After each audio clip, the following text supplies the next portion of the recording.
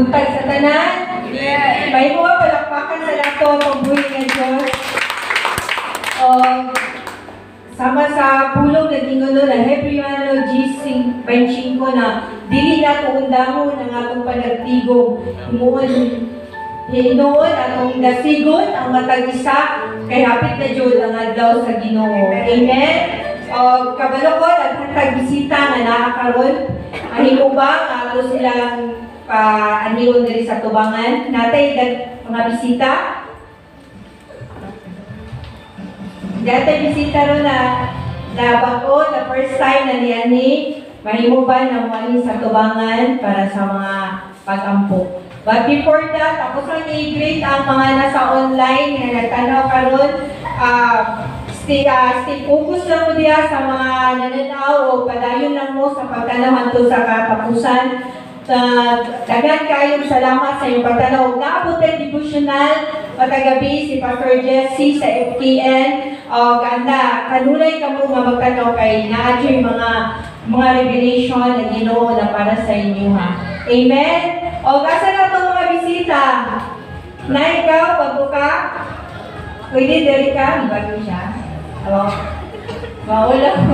Ay, nagulaw, pamilya naman na dali, no? Ay, sige, wala na si nanay. Wala nilanin. Dahil ato siyang iyampo, ato siyang i-pray. Lord, salamat kayo sa kinabuhi ni Nanay Lord, na siya karon Ginoo. Lord, talagang ka Ginoo tungod kay salamat kayo Lord sa imong tayong pagkamaayo sa iyang kinabuhi Lord. Nanituman siya ni kuhay siya Lord, ni ani siya tungod sa pag-invite sa iyang mga higala Ginoo.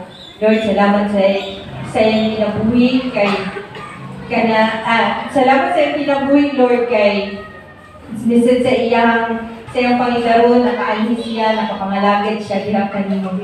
Not by religion, Ginoo, kundi ang iyang pagigugma diha kanimo, Ginoo. Lord, salamat Lord, dalayon ka Ginoo, gamita siya Lord, even sa iyang Panginoon, gamita siya Lord sa iyong kahibayaan, Ginoo. Lord, mo ang iyang kinabuhi, Ginoo nga, na putli, Ginoo, makapahimuot diha kanimo Ginoo. Nagapangita siya Ginoo ningon ka sa imong pulong na ang nagapangita kanimo nga ang gid kay ganti na hihatag kaniya. Lord Ginoo, dalayon ka sa walay katapusan. Imo ang tanan dungog pagpasalamat. Pinaagi ka Ginoo Kristo namong Dios. Amen. Amen. Katong na birthday. Kinsay na birthday karon na week. Amen. Jabis, Jabis. Si Pastora Mimi. Pastora Mimi. Taas. Isa na ay kuwan niya, mga year. Pwede na niyasag. Ginan. Ay, Kinan! Dali si Kinan. Baby Kinan.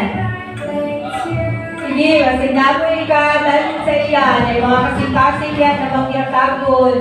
No? Nakukay kagpasalamat sa mga tao nga mangyatagod. Kasing-kasing. Naandang Diyos mga tao. Kasi sa gamay, sa dako na kayo ng kuwan sa iya pasalamat. Dili sa kantidad, kung dili sa imuhang pakita nga gugma sa ilaha. Ato silang mas malipay sila, pwede mag-read lang ka o makag-message. No, dapat na kayo ng pasalamat sa ilaha. No, nag-inoon immunity and in voice, no, na kita makapamaya diya sa Ginoo. Amen? Wala na, pwede po ninyo yung Gcash. Kasi dapat pahapon niya. Sige, punlok na na ninyo eh. Ano na magpagkulaw-lagod niya ko ang ilan. Kami malipay sila, malipay kung kala niyakan.